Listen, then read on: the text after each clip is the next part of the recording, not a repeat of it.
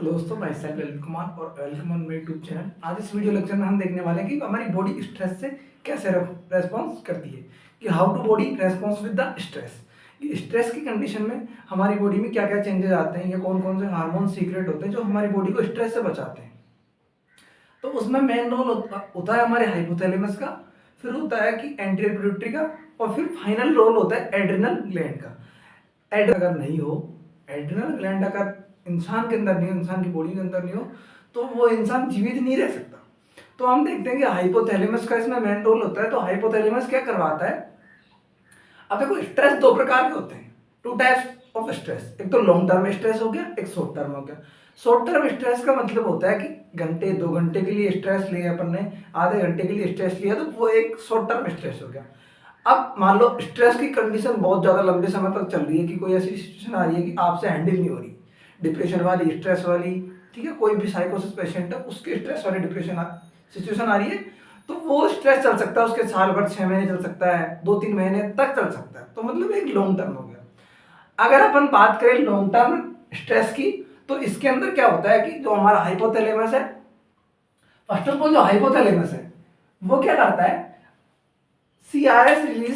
CRH hormone का release करवाता है। सीआरएच हार्मोन की फुल फॉर्म होती है कोर्टिकोट्रोपिन रिलीजिंग हार्मोन।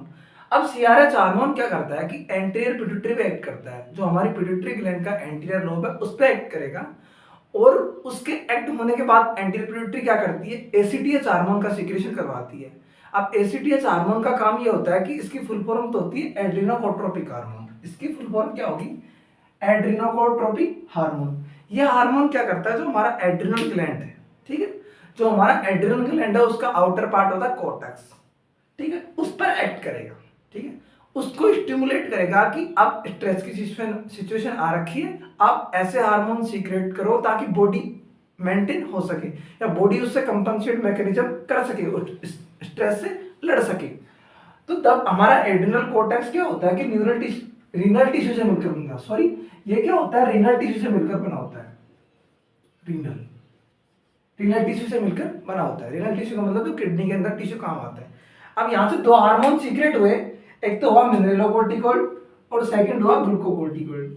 अब जो हमारा ग्लूकोकोर्टिकोइड हार्मोन है वो क्या करता है, हमारी बॉडी में एनर्जी के लेवल को मेंटेन करता है। अब आप भी जानते हो कि अगर स्ट्रेस वाली कंडीशन आई बॉडी के अंदर, बहुत ज्यादा स्ट्रेस आया, तो हमारी बॉडी क्या करती है, उससे लड़ती है। तो लड़ती है तो एनर्जी की जरूरत होती है। तो ये क्या करेगा, ये हार्मोन्स क्या करता है, इंक्रीज ब्लड ग्लूकोज। ये हमारी बॉडी के अंदर ग्लूकोज के लेवल को बढ़ा देता है, मतलब एनर्जी के लेवल को बढ़ा देता है। सेकंड बात आती है कि increase catabolism of fat and protein.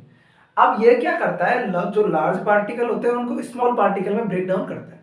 अगर लार्ज पार्टिकल स्मॉल पार्टिकल में ब्रेक डाउन होंगे तो एनर्जी का प्रोडक्शन होगा, और वही एनर्जी किसमें काम आती है, स्ट्रेस से लड़ने में काम आती है। नेक्स्ट आता है डिक्रीज इन्फ्लामेटरी रेस्पॉन्स। अगर ग्लूकोकोर्टिकोइड लंबे समय तक सीक्रेट होता ही रहता है, तो उससे क्या हो जाती है, हमारी बॉडी की इन्फ्लामेटरी रेस्पॉन्स कम हो जाता है। कि जैसे इन्फ्लामेटरी रेस्पॉन्स का मतलब ये हो गया कि किसी डिजीज से लड़ने की क्षमता वगैरह हो गई, या फिर जैसे कोई कंडीशन आई कि वुंड हो रहा है, किसी भी कंडीशन में वुंड है तो वुंड हीलिंग, वो इन्फ्लामेशन कैसे होता है, वुंड हीलिंग कैसे ठीक होती है, तो वो क्या होता है, डिक्रीज हो जाता है। अगर ऐसी सिचुएशन में वुंड को अगर रिकवर होना को बहुत टाइम लगेगा, उसकी इन्फ्लामेटरी रेस्पॉन्स डिक्रीज हो जाएगी। अब आता है डिक्रीज इम्यून रेस्पॉन्स। इसका मतलब होता है कि हमारी इम्यूनिटी कम हो जाएगी। अब जाहिर सी बात है, ये क्या करवा रहा है, ब्लड में ग्लूकोज के लेवल को बढ़ा रहा है, कैटाबॉलिज्म करवा रहा है फैट और प्रोटीन का, इन्फ्लामेटरी रेस्पॉन्स को कम करवा रहा है और इम्यून रेस्पॉन्स को कम करवा रहा है। तो होगा क्या कि इम्यून रेस्पॉन्स को कम करवाएगा। आपने सुना होगा कि जो शुगर का पेशेंट होता है, मतलब ब्लड ग्लूकोज लेवल इंक्रीज हो रहा है, तो शुगर का पेशेंट हो सकता है, डायबिटीज मेलिटस का। डायबिटीज मेलिटस के पेशेंट के अंदर दो अधिक साइन सिम्टम दिखते हैं कि उसकी इम्यूनिटी एक तो कमजोर हो जाती है और इन्फ्लामेटरी रेस्पॉन्स कम हो जाता है उसका, ठीक है। जाहिर सी बात है, क्लियर हो गया होगा अपना यहाँ तक का, ठीक है, ये अपना क्लियर हो गया। अब आता है मिनरलोकोर्टिकोइड हार्मोन।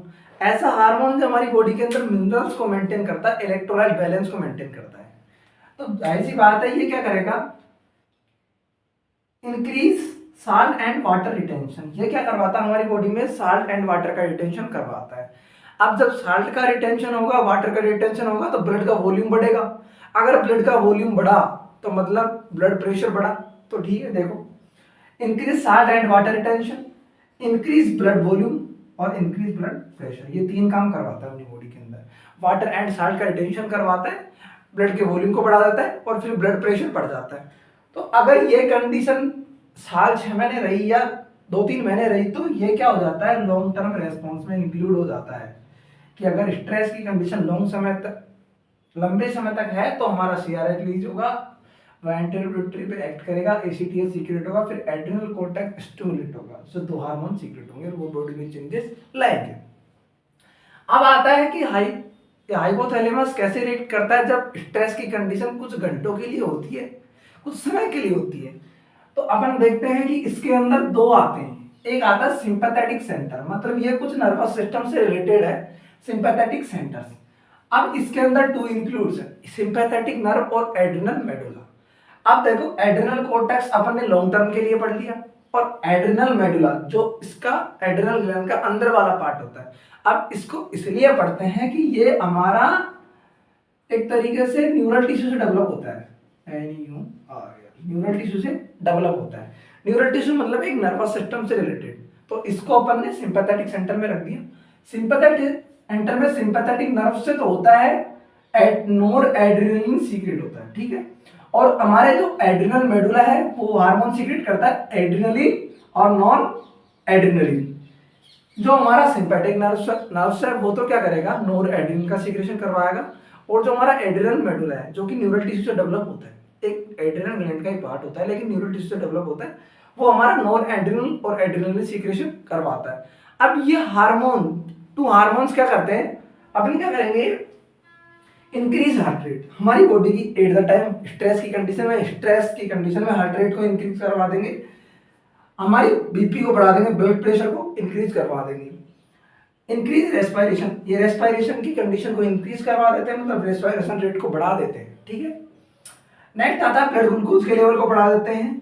और नेक्स्ट आता है डिक्रीज जीआई एक्टिविटी। ये क्या करते हैं, जीआई एक्टिविटी मतलब जो गैस्ट्रो इंटेस्टाइन की जो एक्टिविटी है उसको डिक्रीज कर देते हैं। आपने सुना होगा कि स्ट्रेस की कंडीशन में हमें भूख नहीं लगती, उसके अंदर क्या हो जाता है कि जीआई मोटिलिटी और जीआई की एक्टिविटी कम हो जाती है, उस कंडीशन पे अपन को भूख नहीं लगती।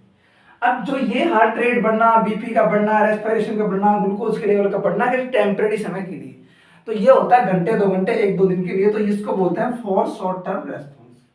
तो हमने पढ़ा कि बॉडी स्ट्रेस से कैसे रेस्पॉन्स करती है, वो 2 कंडीशन में रेस्पॉन्स करती है, एक तो लॉन्ग टर्म रेस्पॉन्स हो गया, एक शॉर्ट टर्म रेस्पॉन्स हो गया। शॉर्ट टर्म के अंदर सिंपैथेटिक नर्वस और एड्रिनल मेडुला कार्य करते हैं, जबकि लॉन्ग टर्म जो इफेक्ट है उसके अंदर एड्रिनल कॉर्टेक्स काम करता है। आई होप आपको वीडियो पसंद आएगा, प्लीज चैनल को लाइक सब्सक्राइब शेयर करो। Thanks for watching, thank you.